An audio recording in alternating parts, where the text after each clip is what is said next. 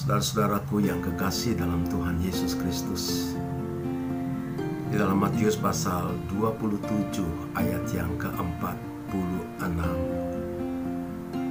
berbunyi demikian.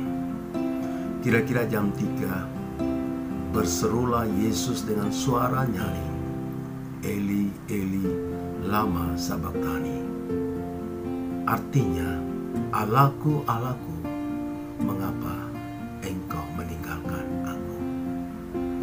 Saudara-saudaraku yang kekasih dalam Tuhan Yesus, seruan Tuhan Yesus ini dalam bahasa Aram, Allahku, Allahku, mengapa Engkau meninggalkan aku? Ini menunjukkan bahwa Yesus Kristus mengalami pemisahan dari Allah sebagai pengganti orang berdosa.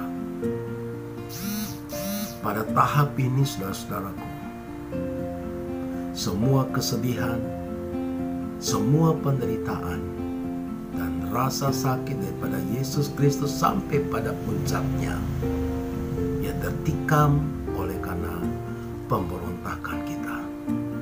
Dalam Yesaya pasal yang ke-53 ayat yang ke-5, tetapi ia tertikam oleh karena pemberontakan kita, dia diremukkan oleh karena kejahatan kita, ganjaran yang mendapatkan keselamatan bagi kita ditimpakan kepadanya, dan oleh bilur-bilurnya kita menjadi sembuh.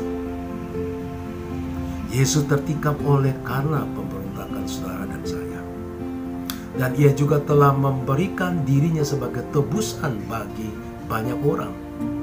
Dalam Matius pasal yang ke-20 ayat yang ke-28 demikian bunyi firman Tuhan, sama seperti anak manusia datang bukan untuk dilayani, melainkan untuk melayani dan untuk memberikan nyawanya menjadi tebusan bagi banyak orang. Yesus juga yang tidak mengenal dosa, tanda kutip, telah dibuatnya menjadi dosa karena saudara.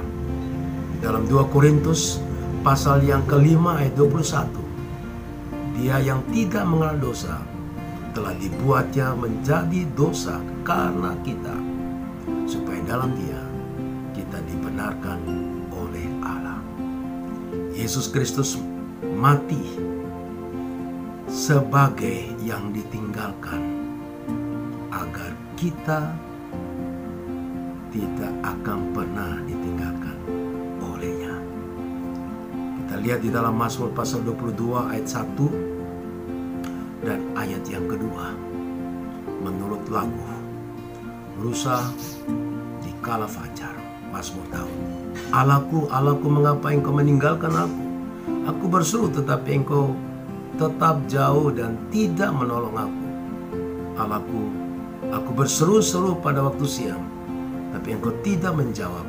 Pada waktu malam, tetapi tidak juga aku tenang.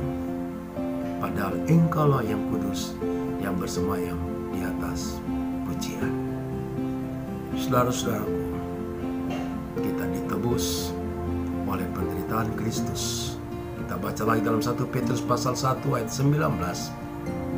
Melainkan dengan darah yang mahal, itu darah Kristus yang sama seperti darah anak domba yang tidak bernoda dan tidak bercacat.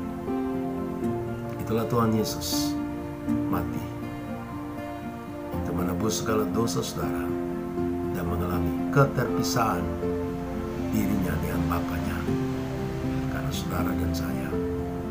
Dan Yesus rela untuk menerima kenyataan itu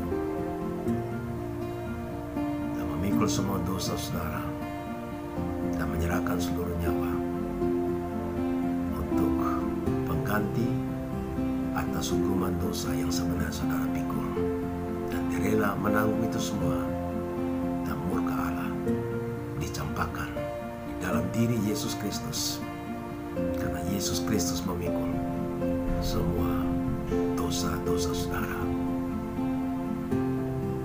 Mari saudara-saudaraku datang kepada Tuhan Yesus Kristus dan mengalami penebusan atas segala dosa dan kejahatan